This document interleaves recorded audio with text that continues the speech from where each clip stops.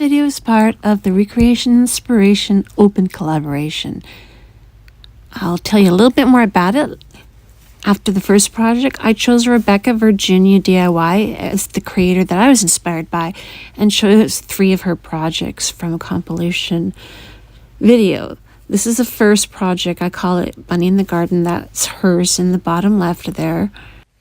I'm using some old trim, a Dollar Tree fence sign, and some tumbling tower blocks, and using the pink truck for an example. And I also traced the fencing from the sign on the cardboard so I could get an idea of the dimensions. I used my utility knife to free the piggy from the fence. And it's not on there very good, so it was pretty easy to take off. I ripped off a little bit of the loose paper, but it's going to be on the back, so I just left it. Now I'm just defining the spaces between the slats. And then I'm going to use one of these banner pieces as like a brace for the fence. So I'm actually cutting off the edges that make it look like a banner. And I'm just using my utility knife for that. When I've done both ends, I will come in with a piece of sandpaper and I will sand the edges and the front where I'm peeling off the paper right now. I just tried to get as much paper off as I could with my utility knife and my fingers, and then yeah, here I am sanding it. Okay, so we're going to trace the bunny bottom on the fencing and then cut it out using a combination of scissors and my utility knife. I started with scissors, but then I realized it was probably more efficient and easier to use a utility knife. And everything's going to get painted with white chalk paint that I finally have. I'm so excited. I finally ordered it and ordered the right thing. So I'm going to paint the fence gray first because I wanted to be able to create a little muddiness, darkness, like a rusticness. And here I am finishing up the bunny bottom with the white paint. I set all that painted stuff aside to dry, and I made a mark on this old trim that was the width of the fence. And then I cut 2 pieces at the same width. Now that's going to create my garden fence. But before that, I took my pokey tool and I gouged a line in between the slats. So before I painted, I drew a line. Now I'm actually using my pokey tool to gouge a line through. I'm not sure why I do that. I think it adds a bit more reality to it maybe. I chose to put the garden fence on this big fence with the tumbling tower blocks. And I made 4 groups of 4 using my wood glue and my hot glue. That's how I did the first one. Then I'll do that 3 more times. And I'll stick on those pieces of trim, and I clipped them because the sign or the big fence was a little warped and they needed the clips to maintain contact so the glue would set up. And those are just laundry clips. I got them in the laundry section. All right, so to finish things up here, I'm going to glue the bunny bottom onto the garden fence there. And then I'll jam some of that floral foam in there, and I'll poke some flowers in. I didn't get that on camera. My camera conked out, but I'll give you a better look at this during the final reveal. Okay, jumping in with a little more info on the collaboration. We do it every month. We choose an inspiring creation and give credit to the original creator.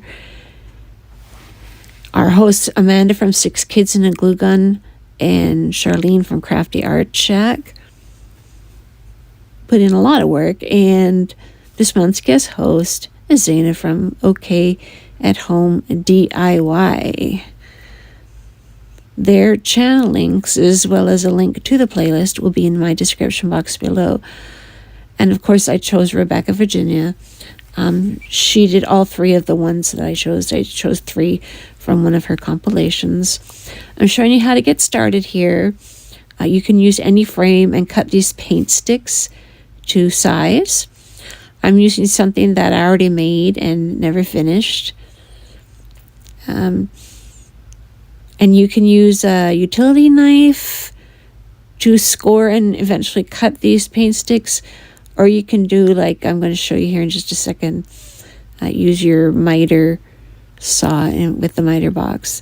And you see, instead of using a ruler, I just mark it to size and cut it to size. And it doesn't take very long at all. Once I have that, that's going to be the top and bottom of the sign. So once I have those done, I smooth out the edges that are going to be visible. They're not going to be covered up. So as Rebecca Virginia, I don't know if she used thumbtacks or what, but she had like some kind of decoration on the top and bottom parts there. So I used thumbtacks, but I don't like the gold, so I painted them silver. Here I'm just getting everything ready, so I trimmed down some greenery, and I did a dry fit, so I make sure I had enough. And then I also trimmed out some ribbon and did a dry fit, so I knew I had enough. So here's the top and bottom portion of the sign. Rebecca Virginia did hers on a flatter sign, so I think she was trying to define the space a little more, but I chose to leave that part of the craft in because I liked how it looked. So I did the burnt umber on the top and bottom parts, as well as the middle parts inside, because those are going to be showing. Then I attached the top and bottom with some wood glue and hot glue.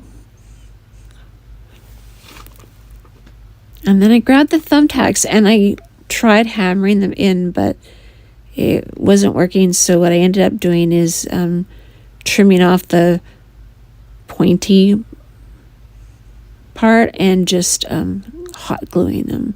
It's not super easy to trim off that pointy part, but in the long run, it'll be easy because hammering just wasn't doing the trick. So it looks good, right? I'm going to go ahead and put the ribbon down now. And since the ribbon's the same on both sides, I was able to just keep looping it. So I'd loop it and then put hot glue on the bottom, make another loop, put hot glue on the bottom, and I just kept doing that. I left in a little bit of this just so you could see how I did it. And I used a little paint palette knife there to hold it down.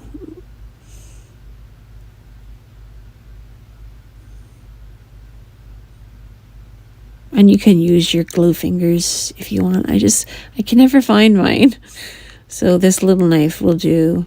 You'd use the paintbrush, the stick handle from a paintbrush, or a skewer stick or something, anything. So here comes the greenery. I'm just going to randomly put it down. Here's where having a flat sign might have been a little bit better, because I do have to hot glue it at the top of the carrot and on the frame. Rebecca Virginia did a bow on hers. I just forgot to do a bow because it looked good. Then I took some twine and knotted the ends and hot glued them on the back. And then I'll also cut a little bit of ribbon and fasten it. And there you have it. Better look at the final reveal. Egg wreath. So I make this with a 8x10 canvas frame, Dollar Tree colored eggs, and some leftover greenery. That's Rebecca Virginia's version in the bottom left there. She used a picture frame. I'm using the frame from the canvas. I also trimmed off a piece of chicken wire to shape, or to size, I should say. And I don't have chickens or a farm, but I have lots of chicken wire. So you just use your regular wire cutters to trim it off the roll. To get the canvas off, I'm using a rotary cutter. I actually purchased this for my macrame projects, but it works good on fabric as well as on the macrame cord. Then once I pulled the canvas off, I was able to just pull the scraps that were left over. Now I'm coming in with my Funsel dot marker in brown, and I spread a little bit of color, and then I take this damp paper towel and rub it. I wet the paper towel and I put a little drop of Dawn dish soap on it, and I feel like it mimics a baby wipe, and I use that to spread the color. Then I tried using a regular office stapler to attach the chicken wire, but it wasn't working, so I ended up using my heavy duty. And sometimes it takes a couple tries to get it right over the piece of the chicken wire, and you just got to stay with it.